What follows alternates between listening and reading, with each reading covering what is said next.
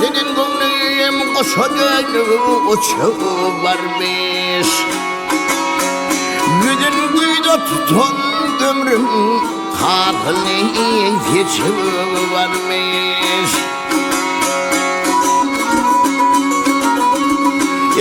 Üç kuvadım deden berkim saldın canım ömür ürküm. Kara saçım güzel görküm gülme gülmeyen kaçım varmış.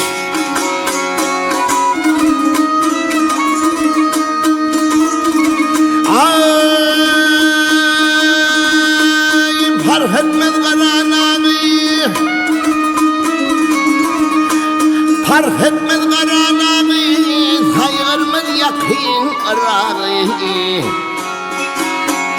Nur diyeceğim çırağı, yılva yıllan öçüm varmış.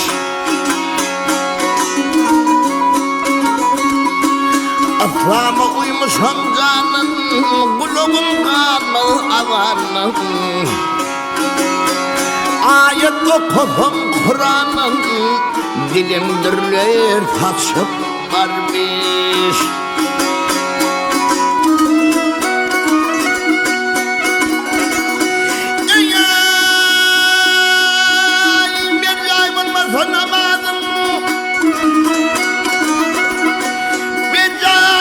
Sanamadım yekayetmeli gidin ardın. Haçan verecek haka pardın, aylar yıllar geçip varmış. Evet kenarı karadır gideyim, günelerim dedim. Bektir yoksa söyleyen sözüm, öz aybımı açıp varmış. Bektir yoksa söyleyen sözüm, öz aybımı açıp varmış.